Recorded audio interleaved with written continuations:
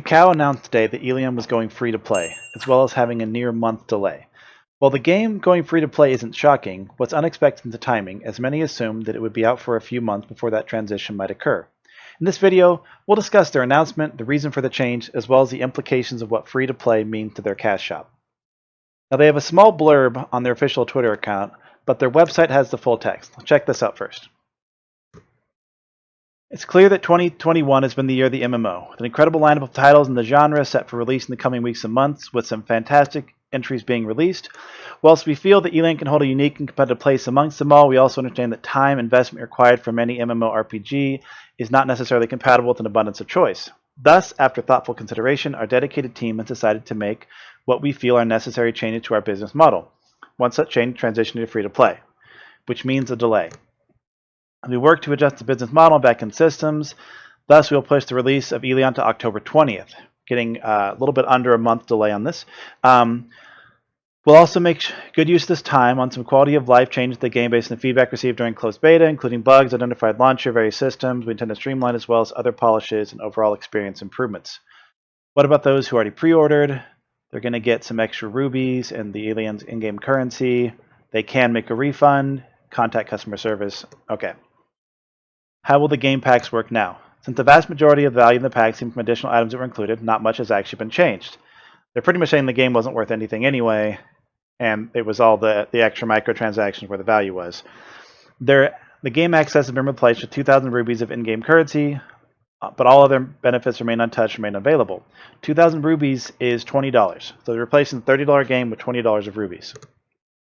This also means we need to temporarily make purchase of the packs unavailable until September 28th, likely soon follow a different schedule. Still getting a head start bonus for people who get the right package.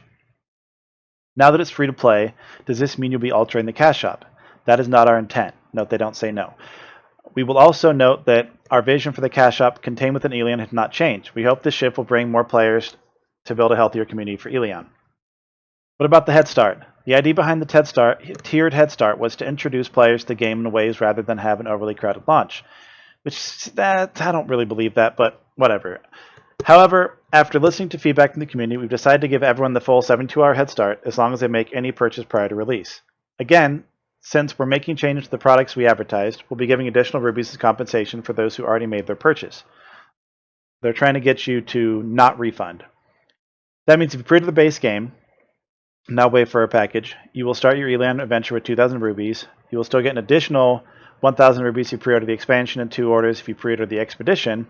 Besides that, you will receive an additional 1,000 rubies if you pre-ordered either one of them. They're trying to say if you've already pre-ordered, you get an extra up to 2,000 additional rubies. On the other hand, those additional rubies not be distributed to anyone that purchases after this announcement of September 10th.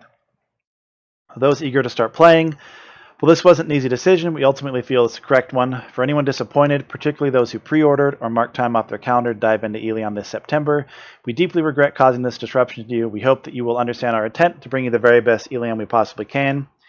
In the meantime, we'll be far from radio silent. In fact, expect us to run some fun events and streams leading up to launch. We would be thrilled if you joined us participating with those when we announce details. Please keep an eye on our social channels or just come hang out with us in the Discord. Elyon team. So that's pretty much what they're saying about this. What's most interesting here is they basically admit their delay is due to other MMOs launching at a competitive time, saying it's clear that 2021 has been the year of the MMO, with an incredible lineup of titles in the genre set to cut in the weeks and months, with fantastic entries being released. While we feel Elyon can hold a unique competitive advantage, we also understand time investment required for any of those is not necessarily compatible with abundance of choice. Given Amazon's New World scheduled launch, one day before Elyon's previous release date, this must be specifically what they mean. Elyon was afraid New World would steal all of their thunder. And while I don't think it's exactly the same audience, New World does certainly have more hype. Another odd takeaway here is given the next line of their introduction. Thus, after thoughtful consideration, our dedicated team, and this goes right here, our dedicated team decided to make what we feel are necessary changes, plural, to our business model. One such change is transitioning Elyon to a free-to-play model. 2 things. They were so afraid of New World and other MMOs that they had to go free-to-play because they assumed that even with the delay, not enough people would bother to buy the game if they had other MMOs to spend their money on. But what are the other changes to the business model? They don't mention them now, so we can only speculate. This leads to what was already a concern for many and now is only getting worse. Is Elyon going more pay to win? As I noted when reading their post, when addressing if they would change their cash up, they say that it's not intent. They don't say no. So that definitely leaves it open for the possibility they could change the cash shop. Elyon already has a moderate pay to win score of 3.14 on our scaling. Did this breakdown? That's the total pay to win score that Elyon gets. How much worse might this get if the game is free to play? Hopefully they don't add too many pay for power items, but it's a near certainty that the cash shop will be expanded in some way as they attempt to recoup the loss of potential sales moving away from a buy-to-play business model. So what are they going to add, and will the player base be okay with that change?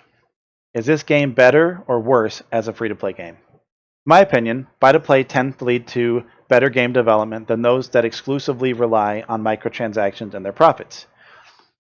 You can also find a link to the description of article as Pay to Win Bad, where we discuss while pay to win, or microtransaction in general, aren't necessarily the end-all evil that some think, it tends to lead towards counterintuitive game design.